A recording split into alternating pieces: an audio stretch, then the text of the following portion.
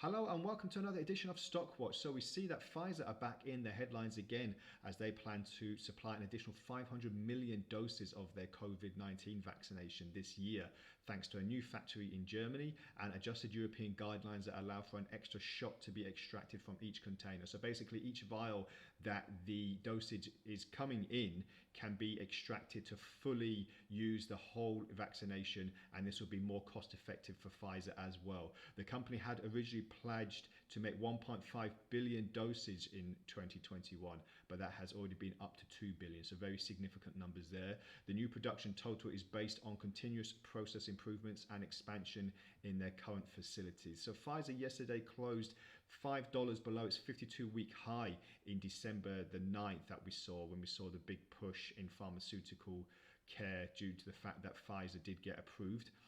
This was just below $43 that it closed on yesterday. So, and if that wasn't enough, Pfizer have already sold more than 1 billion dosage of this product that they plan to sell this year. So that's those prices can already be priced in for Pfizer, which is very, very positive for the company. And we'll check those charts shortly. The stock demonstrated a mixed performance when compared to some of its competitors on Monday, such as Johnson & Johnson, as their stock ended 0.25% lower. But this could turn around as Johnson & Johnson's global phase 3 trials are now fully enrolled with at least 45,000 participants and will be ready for submission apparently to US regulators on the 21st of this month. So if Johnson & Johnson get the green light, then that will mean there'll be more vaccinations in the market, and obviously more beneficial for companies and employees alike. So let's just take a quick look at Pfizer first of all. So the last time I looked at Pfizer, we were going in a very, very negative territory. Obviously, we saw the big push on November the 9th, like I just said, with the fact that they got their vaccination license and approved.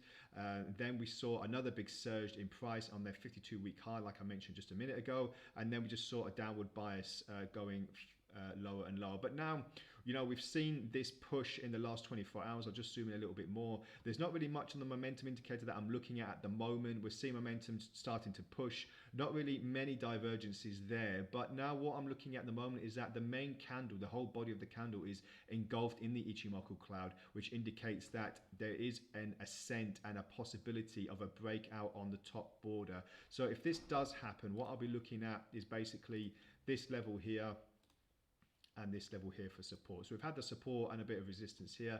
The next move will be very significant if we can break out on the upside of this cloud. If we can do that, then prices, I don't see why we'll not go to this confluence conversion line here, roughly about the top end of $39. So pushing back into the $40 region will be very significant because that will be back to recent highs that we've seen in the last few months in Q4. However, you know, on the downside, there is always the downside slope, but I'm looking to see that there's a bit more a bit more support than there is resistance at the moment because bias seems to be firmly on the upside. So just something to look out for in the next few trading sessions. And just a quick look on Johnson & Johnson as well. Again, the last time that I looked at Johnson & Johnson a few weeks ago, I was looking at recent peaks that it was going to break. And as you can clearly see, it has broken all of those peaks. So we've had, you know, just over $151, then 153, and then the mid 155s. So if I take this preceding arrow that I drew before, as you can see, very, very significant push to the upside. But now prices could wane until we get these the approval for their next vaccination. So obviously the first attempt would be to the downside, and I'll be looking at 155. If it starts pushing a little bit further down, then I'll probably be opening a sell position and putting a take profit roughly at the mid or to low $155 region.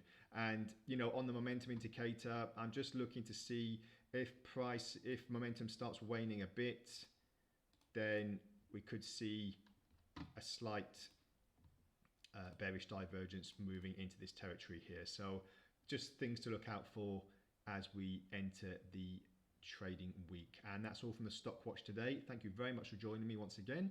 If you have any questions, please feel free to add them to the post and I'll get back to you as soon as possible. Have a great trading day ahead and bye for now.